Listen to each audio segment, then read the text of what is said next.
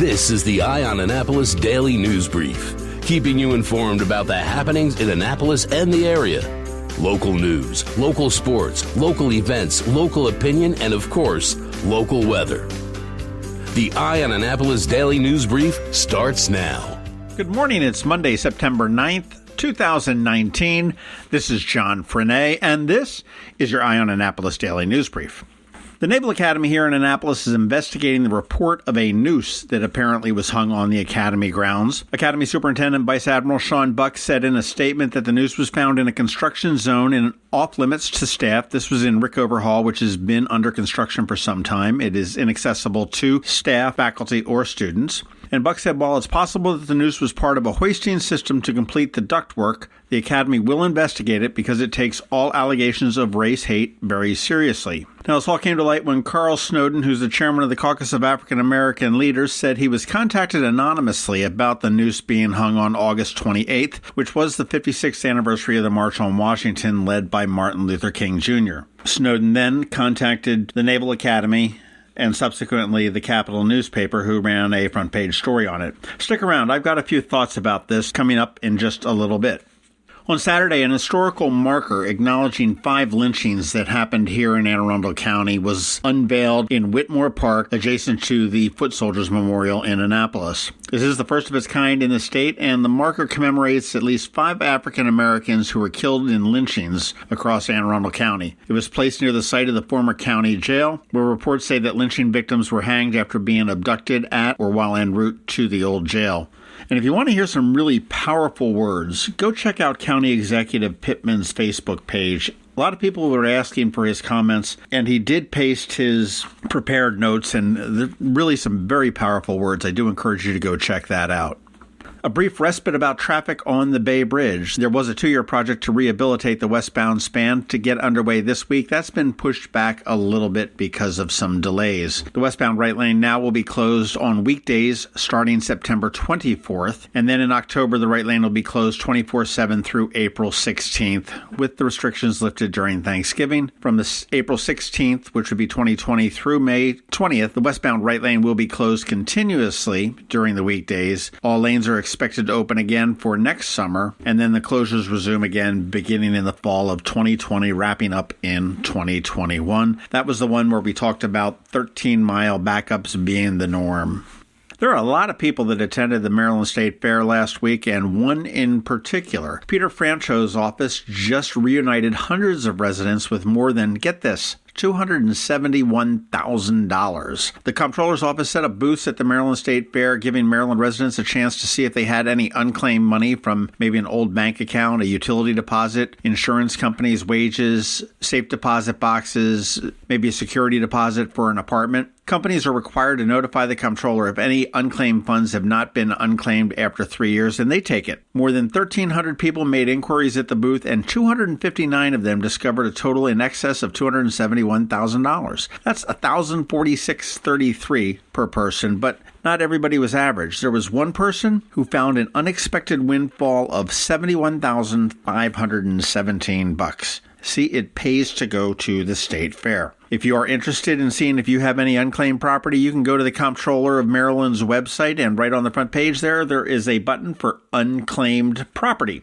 Click that, put your name in, and see if you've got some riches waiting for you. All right, that does it for the top news today. Please make sure you're checking out eyeonannapolis.net throughout the day, because we do update it throughout the day. We never know what's coming down the pike. Click on that first link in the show notes and figure out all the ways that you can connect with us, and we can connect with you. Make sure you give us a rating or a review if you are someplace you can do that, and let your friends and family know about us. Other than that, hang tight. Again, as I said, I've got some thoughts on that noose at the Naval Academy, but we also have George Young with your local DMV weather forecast, and he is coming up in just 1 minute. September 28th, the second annual Twist and Stout Festival at Quiet Waters Park along the shores of the South River. Twist and Stout, a Maryland wine, craft beer, food, and arts festival presented by the Anne Arundel County Department of Recreation and Parks along with the Maryland Wineries Association. Sample dozens of craft beers and Maryland wines. There's music all day starring the Groove Spot Band, along with the Naptown Brass Band and Vertigo Red. Watch the Plein Air Painters and shop dozens of artisans, crafters, and food trucks. Tickets are on sale now at twistandstout.org. That's TWISTANDSTOUT.org. September 28th, Twist and Stout at Quiet Waters Park, noon till 6. Tickets at twistandstout.org. Going out? You need the most up-to-date local weather. Here's George Young from DMV Weather in Annapolis with today's forecast. Hey everyone, this is George with DMV Weather, and this is your Eye on Annapolis forecast for Monday, September 9th. After a very nice weekend across the DMV region, today should be very nice as well, with temps in the mid-70s to low 80s for highs across the area, with a small chance of PM showers before skies clear out for the rest of the weekend into the weekend, with tons of sunshine each day. Look for highs near 80 tomorrow before a warm-up into the mid-80s to maybe even lower 90s Wednesday and Thursday, before a return of low to mid-80s Friday through the weekend. Okay, that's it for today. This is George Young of DMV Weather. Make it a great day out there, and be sure to get our free app on all of your devices by searching for DCMDVA Weather in the Apple or Google App Stores, and also follow us on Facebook and Twitter and on our website at dmvweather.com so you can always stay weather informed. There is a diamond of diamonds. It's from De Beers. Only 14 diamond tears in the world can touch them. Its name, Forevermark. And Zachary's is the only jeweler in the Annapolis area that has it.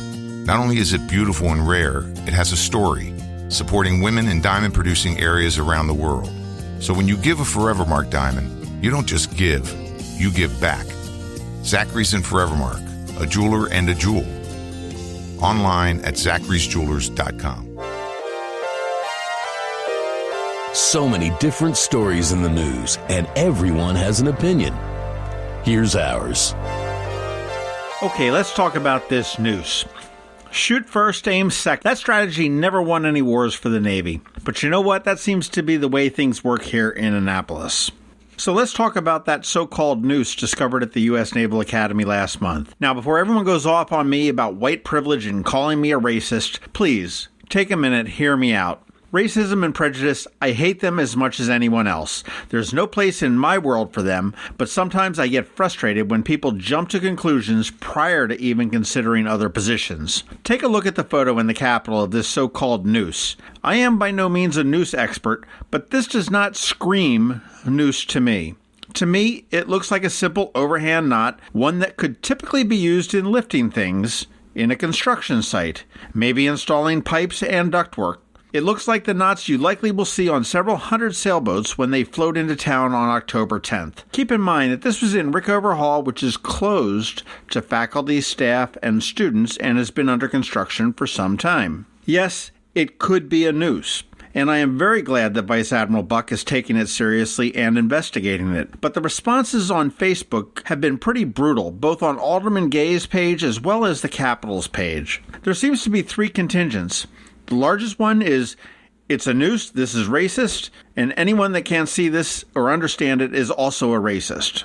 Another contingent is, and this one is probably the second largest, hey, this isn't a noose and it's used in construction. Why are you making something out of nothing? And then there is a third and final contingent, a much smaller one that I feel that I am included in, and that's, okay, it doesn't look like a typical noose to me. It legitimately could be used in construction. Let's see what comes from the investigation before we run around calling each other racists. We have enough division in this country right now. We don't need to create more. There's much that's unknown about this whole incident. How did the Caucus of African American Leaders get the photo? Was it sent by a worker who felt threatened? That would be a critical point. Or was it posted on somebody's Facebook page of a work site and somebody else saw it, took offense, and took a screenshot of it? That also could be a critical point. Are there other similar knots like it on the job site? If it was discovered late in August, why did it take so long to report it? There are a lot of questions that need to be answered before we jump to any conclusions that it is or is not a racist act. I am glad the Naval Academy reacted as they did.